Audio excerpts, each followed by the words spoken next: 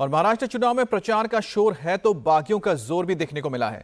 आज जहां पर नामांकन वापसी का आखिरी दिन है, लेकिन अहम सवाल तो यही है कि आज महायुति और एमवीए में किस गठबंधन के कितने बागी कैंडिडेट अपना नामांकन वापस लेंगे। दोनों ही गठबंधन के दिग्गज नेता लगातार बागियों को मनाने में लगे हुए हैं। कई बात पहले ही बन गई है तो कुछ सीटों पर आज बागियों का चैप्टर क्लोज होने वाला है। महाराष्ट्र चुनाव में बागियों ने बढ़ाई टेंशन।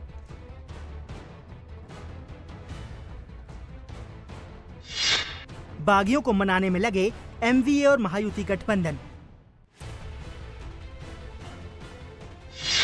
महाराष्ट्र चुनाव में बागी फैक्टर, किसका क्लोज होगा चैप्टर। महाराष्ट्र चुनाव में प्रचार अभियान जोरों पर है। सीएम एकनाथ शिंदे भी मैदान में उतर चुके हैं। मुंबई के कुर्ला में अपनी पार्टी के लिए वोट मांगने पहुंचे एकनाथ शिंदे ने शिवसेना के उम्मीदवार मंगेश कुडलकार के लिए प्रचार किया और विरोधियों पर हमला करते हुए फिल्मी डायलॉग का इस्तेमाल किया। जो लिखेंगे वो पूरा का पूरा काम करेंगे, ये वादा हमारा। क्योंकि एकनाथ शिंदे एक बार कमिटमेंट करता है तो फिर खुद की भी नहीं सुनता है, नहीं तो करता ही नहीं।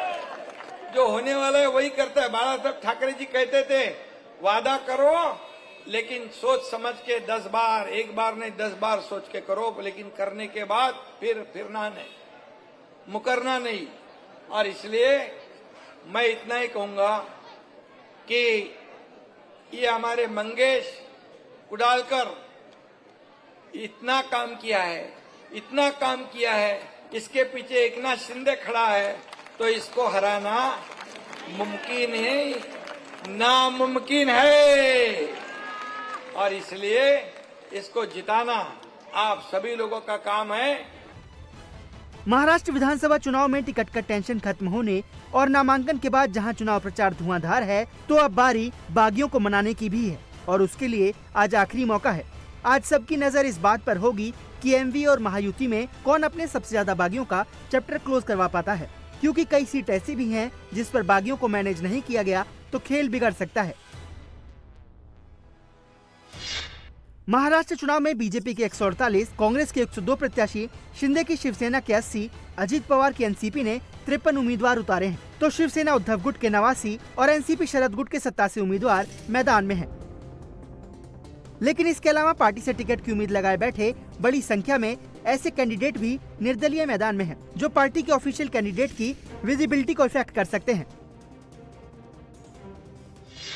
सबसे पहले बात सत्ताधारी गठबंधन महायुति की टेंशन की, जहां बांद्रा ईस्ट सीट से बाबा सिद्दीकी के बेटे जिशान सिद्दीकी को एनसीपी अजीत पवार ने टिकट दिया है, तो उनके साथ साथ शिंदे की शिवसेना से तृप्ति सावंत ने नामांकन किया है। वहीं मानखुर्द शिवाजीनगर सीट से एनसीपी के नवाब मलिक के सामने शिवसेना के सुरेश पाटिल ने नामांकन किया है और वो पीछे हटने के लिए तैयार नहीं है।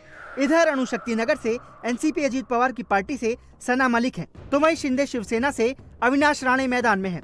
बोरीवली में बीजेपी के खिलाफ पार्टी के पूर्व सांसद गोपाल शिंदे ने ही बगावत की है। वरिष्ठ नेताओं के समझाने के बाद भी वो मानने के लिए तैयार नहीं है, तो माहिम सीट से राज ठाकरे के बेटे अमित ठाकरे के सामने एकनाथ शिंदे के उम्मीदवार सदा सरवणकर को पीछे हटने के लिए बीजेपी दबाव डाल रही है, लेकिन सदा सरवणकर चुनाव लड़ने पर अड़े हैं। हालांकि महाराष्ट्र बीजेपी के अध्यक्ष चंद्रशेखर बावनकुले ने दावा किया है कि 99% बागी उम्मीदवार नामांकन वापस ले लेंगे। हालांकि आज नामांकन वापस नहीं लेने वाले बागियों पर एक्शन की भी तैयारी है। वहीं राहुल नार्वेकर ने भी कहा है कि जिन्होंने बगावत की है वो मान जाएंगे। हमारे सारे जो नेता है महाराष्ट्र के, सारे हमारे जो उम्मीदवार है जिन्होंने कुछ नाराजगी से फॉर्म भरे हैं, वो सारे 99% हम लोगों ने उसका फॉर्म वापस लेने के बारे में चर्चा हुई है। और मुझे विश्वास है 99% हमारे कार्यकर्ता जो नाराज होकर फॉर्म भरे हैं ये विड्रॉ करेंगे, और जिन्होंने विड्रॉ नहीं किया उनको पार्टी कड़ी कार्रवाई करेगी। समझता हूँ कि चुनाव में लड़ने का अधिकार तो सबको है, लेकिन पार्टी की इच्छा और पार्टी के ऑर्डर्स मानना जरूरी है। और यदि हमारी युति में यदि कोई बागी उम्मीदवार है तो मुझे पूरा यकीन है कि वो युति धर्म को देखते हुए विड्रॉ कर लेगा। महाविकास आघाड़ी में तो अभी भी घमासान मचा हुआ है। अभी जो अलायंस स्वार्थ के लिए बना हो, जो अलायंस नैतिक नहीं हो, जो अलायंस आइडियोलॉजिकली सिमिलैरिटी से नहीं बना हो, वो अननेचुरल अलायंस है। वो तो कभी ना कभी टूटना ही है। उसकी शुरुआत अभी दिखाई दे रही है। आज महायुति अपने बागियों को मनाने का दावा कर रहा है तो महाविकास अघाड़ी में भी बागियों की टेंशन बरकरार है। यहाँ भायखला से उद्धव की शिवसेना से मनोज जमसुदकर हैं, तो दूसरी तरफ कांग्रेस से मधु चौहान भी मैदान में हैं। वहीं सांगोला सीट से उद्धव ठाकरे की पार्टी से दीपक ने नामांकन भरा है, तो वहीं दूसरी तरफ शेतकरी कामगार पार्टी से बाबा साहब देशमुख मैदान में हैं। भिवंडी वेस्ट से कांग्रेस से दयानंद चोरघे हैं, दूसरी तरफ एसपी से रियाज आजमी मैदान में हैं। इसके साथ ही कुर्ला, वर्सोवा समेत पुणे, नासिक, विदर्भ, पंढरपुर, मालेगांव और धुले जैसे अहम विधानसभा क्षेत्रों में ठाकरे के शिवसेना के कैंडिडेट और कांग्रेस और समाजवादी पार्टी के प्रत्याशी के साथ फाइट है। तो महाविकास अघाड़ी में एसपी और शेतकारी कामगार पार्टी के बागियों को लेकर भी अभी तक कोई रास्ता नहीं निकल पाया है। आज महाविकास अघाड़ी की प्रेस कॉन्फ्रेंस होने वाली है, तो 6 नवंबर को राहुल गांधी, उद्धव ठाकरे और शरद पवार महाविकास अघाड़ी के गारंटी का ऐलान करेंगे। ये गारंटी एमवीए के संयुक्त घोषणा पत्र का हिस्सा भी है।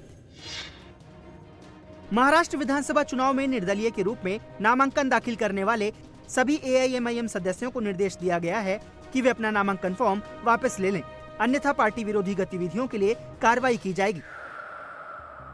बागियों की टेंशन छोटे बड़े सभी दलों में है, जिसे समेटने के लिए आज का दिन ही बचा है।